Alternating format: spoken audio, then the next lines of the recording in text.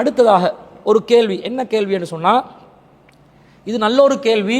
ஒரு சகோதரி கேட்டிருக்கிறாங்க. எப்படி கேட்குறாங்கன்னு பாருங்க. சிங்களவர்கள், அதாவது முஸ்லிம் அல்லாதவர்கள் எங்களுக்காக துஆ செய்தால் அது ஏற்றுக்கொள்ளப்படுமா அப்படின்னு கேட்குறாங்க.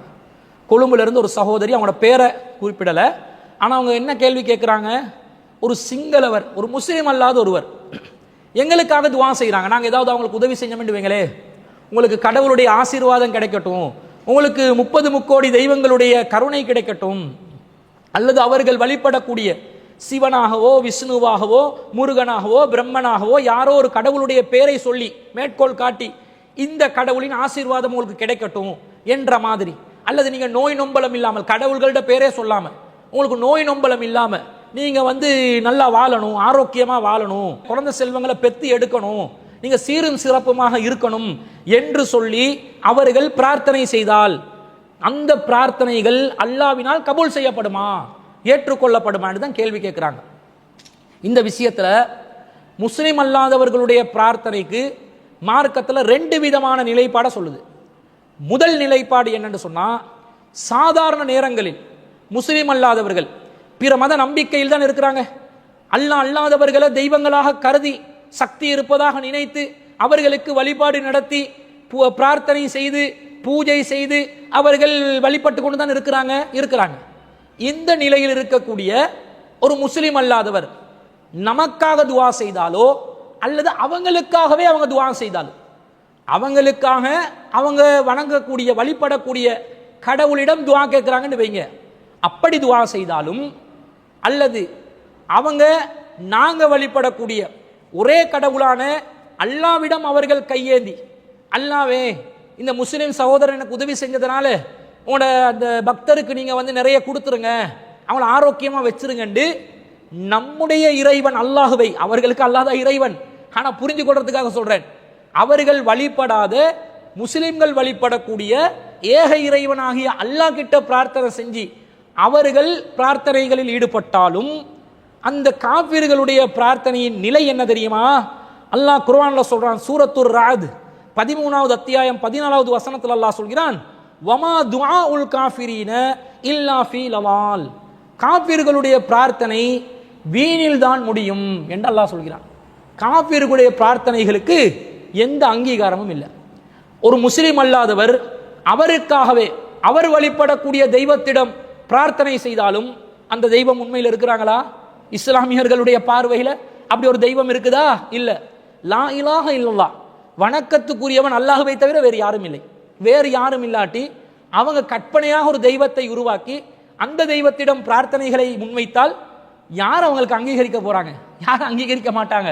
அப்ப வமா துஆஉல் காஃபிரீன இல்லா ஃபீ லலால், காஃபிர்களுடைய பிரார்த்தனைகள் வீணில் தான் முடியும். எனவே அவர்கள் கற்பனை தெய்வங்களிடம் செய்யக்கூடிய பிரார்த்தனைகள், முன்வைக்கக்கூடிய கோரிக்கைகள் வீண்ல முடியும், வீணா போயிடும். அவர்கள் அல்லாஹ்விடம் துஆ கேட்டாலும் காஃபிர்களுடைய துஆக்கு அல்லாஹ்விடத்தில் இருக்கக்கூடிய வெயிட் என்னது?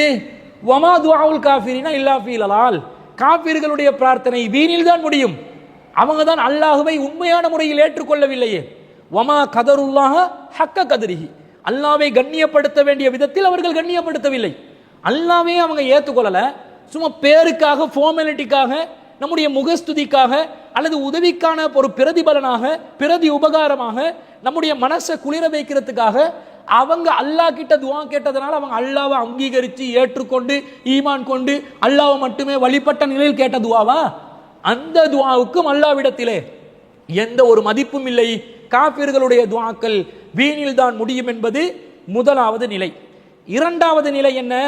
அல்லாஹ் திருக்குர்ஆன்ல பல இடங்கள்ல காஃபிர்கள் கடல் பயணத்தில் வச்சு அல்லாஹ்வை மட்டுமே இஹ்லாஸாக வணங்குவார்கள், அழைப்பார்கள், அல்லாஹ்விடத்தில் இஹ்லாஸாக துஆ செய்வார்கள். அவங்க வணங்கக்கூடிய கடவுள்கள் எல்லாம் மறந்துவிட்டு, அவர்கள் வணங்கி வந்த கடவுள்கள் தெய்வங்களை எல்லாம் புறக்கணித்து விட்டு, முஹ்லிசீன லஹுத்தீன், வணக்கத்தை உள தூய்மையுடன் அல்லாஹ்வுக்கு மாத்திரம் உருத்தாக்கி அவர்கள் துஆ செய்வார்கள். அந்த நேரத்தில் அவர்களுடைய துஆக்களை ஏற்று அல்லாஹ் அவர்களை காப்பாற்றுகிறான் என்று அல்லாஹ் குர்ஆன்ல ஏராளமான இடங்கள்ல சொல்றான். சூரத்து யூனுஸ்ல 22, 23 ஆகிய வசனங்கள் அல்லாஹ் சொல்கிறான், ஹுவல்லதி யுஸய்யிருக்கும் ஃபில் பர்ரி வல் பஹர், கடலிலும் தரையிலும் அவனே உங்களை பயணம் செய்ய வைக்கிறான். ஹத்தா இதா குன்தும் ஃபில் ஃபுல்கி, நீங்கள் கப்பலில் இருக்கின்ற நேரத்தில் வஜரைன பிஹிம் பிரீஹின் தய்யிபா, அவர்களுக்கு மத்தியிலே ஒரு அழகான நல்ல காற்று வந்து வீசுகிறது. வ ஃபரிஹூ பிஹா, அதன் மூலம் மகிழ்ச்சியும் அடைகிறார்கள். ஜாஅத்ஹா ரீஹுன் ஆசிஃபுன், ஆனா திடீரென்று அவர்களுக்கு எதிராக ஒரு கடுமையான புயல் காற்று வீசுகிறது.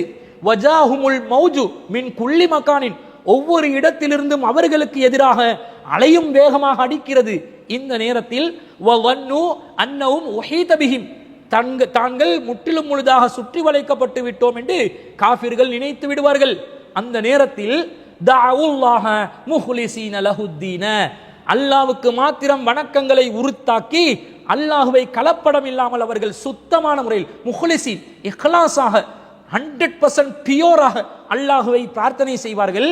அந்த நேரத்தில் அல்லாஹ் சொல்கிறான், லஇன் அன்ஜைதனா மின் ஹாதிஹி லனகூனன்ன மினஷ் ஷாகிரீன். அவங்க சொல்லுவாங்க, இறைவா இந்த வேதனையிலிருந்து எங்களை நீ பாதுகாத்தால் நாங்கள் நன்றியுள்ளவர்களாக ஆகுவோம் என்று சொல்வார்கள். பலம்மா அஞ்சாகும், அல்லாஹ் அவர்களை காப்பாற்றிய பிறகு, அதாவது அவர்களுடைய பிரார்த்தனைகளை அல்லாஹ் அங்கீகரித்த பிறகு, இதாவும் யபூன ஃபில் அர்லி பிகைரில் ஹக்கி, எந்த ஒரு நியாயமும் இல்லாமல் பூமியிலே அவர்கள் வரம்பு மீறி நடந்து கொள்கிறார்கள் என்று அல்லாஹ் சொல்கிறான். அப்ப அல்லாஹ் இந்த இக்கட்டான நிலையில், நெருக்கதியில் இஹ்லாஸாக அவர்கள் வணங்கி வந்த கடவுள்களுடைய எண்ணங்களை எல்லாம் மறந்து எந்த கலப்படமும் இல்லாமல் மைண்ட பியூரா ஃப்ரெஷ்ஷா தூய்மையா வச்சு அல்லாஹ்வை மட்டுமே அழைத்து பிரார்த்திக்கின்ற நேரத்தில் அந்த கருணை நிறைந்த இறைவன் காஃபிர்ட துஆவுக்கும் ஆன்சர் பண்றான் என்று வருது. சுப்ஹானல்லாஹ், அதுதான் நம்முடைய இறைவனின் கருணையின் உச்சம். ஆனா இவங்க நன்றி மறக்கிறாங்க என்ற செய்தியை குர்ஆன்ல ஏராளமான வசனங்கள் 10, 22, 23 இந்த வசனம், சூரத்துல் அன்கபூத் 29வது அத்தியாயம் 65, 66 ஆகிய வசனங்கள்ல ஃபைஸா ரகிபு ஃபில் ஃபுல்கி, அவர்கள் கப்பலில் ஏறி செல்லும் போது தஅவுல்லாஹ முஹ்லிஸீன லஹுத்தீன், அந்த கப்பல் பயணம் என்றது ஒரு சாதாரண பயணம் இல்லை. இன்று கூட கப்பல் பயணம் என்றது படு பயங்கரமான பயணம். கப்பல் பயணம் அந்த காலத்தில் 1400 வருஷங்களுக்கு முன்னாடி இந்த நிலை என்னண்டா ரொம்ப ஆபத்து நிறைந்த ஒரு நிலை. இன்னைக்கு நிறைய டெக்னாலஜி அது இது எல்லா ஏற்பாடுகளையும் வச்சு மோட்டார் அது இதை பண்ணி எதையாவது ஒன்றை செஞ்சு ஒரு கப்பலை மூழ்கடிக்காம கூட மூழ்க விடாம கூட பாதுகாக்கலாம். ஆனா அப்படி பெருமிதம் கொண்ட பெருமை அடித்த டைட்டானிக் கூட மூழ்கியது. இந்த மாதிரி ஒரு பயங்கரமான டெக்னாலஜி இருக்கிற காலத்துல கூட கப்பல் பயணம் என்பது பயங்கரமானது. அந்த நேரத்தில் இஹ்லாஸா தான் அல்லாஹ்வை கூப்பிடுவான். 4 திசையிலும் இருள் நிறைந்திருக்கும், தரை தென்படாது, தண்ணீர் தான் விளங்கும், அலை சத்தமும் அந்த அலையின் வேகமும் அலையின் ஓசையும் ரொம்ப ஒரு பயங்கரமான ஒரு சூழலை ஏற்படுத்தும். கடுமையான இருளை அவர்கள் சந்திப்பார்கள்.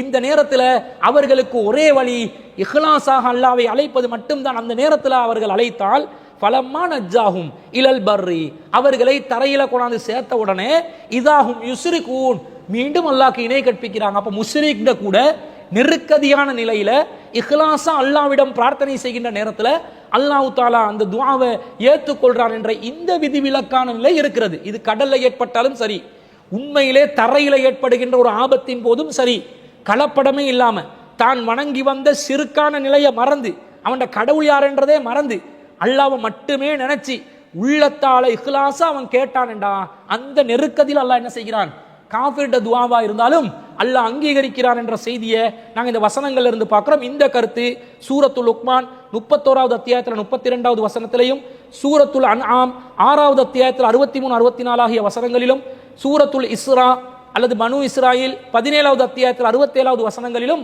இந்த செய்தியை நாங்கள் பார்க்கிறோம். இந்த வசனங்கள் எல்லாம் மக்கத்து காஃபிர்களுடைய நிலையை குறிக்கிறது. மக்கத்து காஃபிர்கள் அல்லாஹ்வை நம்பியவர்கள், ஆனா ஷிர்க் செய்த நிலையில் நம்பியவர்கள்.